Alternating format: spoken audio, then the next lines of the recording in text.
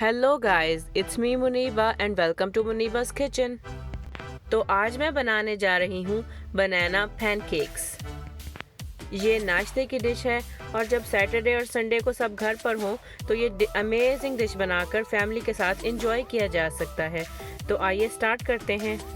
सबसे पहले एक बर्तन में ड्राई इंग्रेडिएंट्स को मिक्स कर लें, जिसके लिए सबसे पहले मुझे चाहिए 1.5 कप मैदा, 1 खाने का चम्मच चीनी, 1 चाय का चम्मच बेकिंग सोडा और 1/4 चाय का चम्मच नमक। सबको मिक्स करके एक साइड पर रख दें। इसको बारीक अच्छी तरह हिलाते जाइए। अब एक दूसरे बर्तन में एक केला छीलकर फोर्क की मदद से अच्छी तरह मैश कर लें। आप इसके लिए जितना पुराना केला इस्तेमाल करेंगे, पैनकेक्स उतने ही मीठे और मज़ेदार बनकर तैयार होंगे।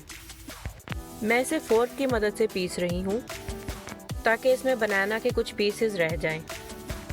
तो अगर आप इसे ग्राइंडर में पीसेंगे तो इसका बिल्कुल ही पेस्ट बन जाएगा, जो कि रेसिपी में अच्छा नहीं लगेगा। आप अपनी मर्ज़ी के हिसाब से इस रेसिपी को कम या ज़्यादा कर सकते हैं, लेकिन मैं इन्हें 2 अफराद के लिए बना रही हूँ। तो नेक्स्ट मुझे चाहिए एक बाउल, जिसमें मैं अपने वेट इंग्रेडिएंट्स को मिक्स कर लूँगी। तो वेट इंग्रेडिएंट्स में सबसे पहले मुझे चाहिए 1 अंडा, जो कि सीधा फ्रिज से निकाल लेना है। अगर रूम टेम्परेचर पर ना भी हो तो इट्स ओके।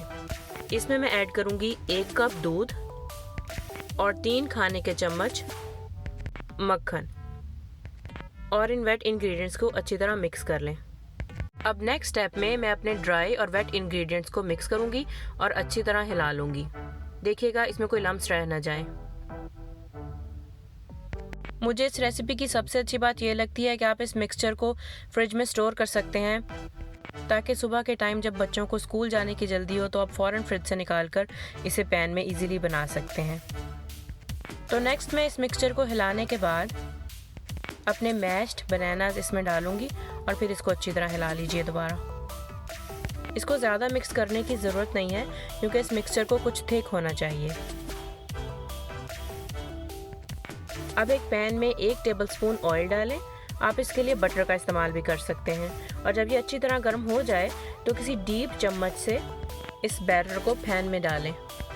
मैं इसके लिए आइसक्रीम स्कूपर का इस्तेमाल कर रही हूँ। अगर आप चाहें तो किसी चम्मच की मदद से भी इस पैन में डाल सकते हैं। अब इसे मीडियम हीट करके दोनों साइड्स पर 2 मिनट के लिए पकाएं।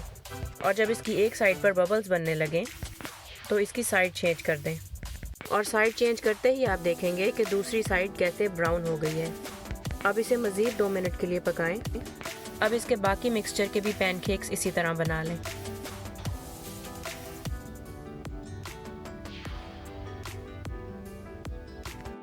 इस मिक्सचर से आपके मीडियम साइज़ के 6 पैनकेक्स तैयार होंगे, जिन्हें तरतीब से एक दूसरे के ऊपर रखते जाइए।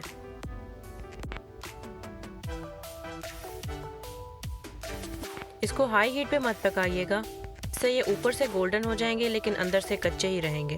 तो इसे ऑलवेज मीडियम हीट पे पकाइएगा।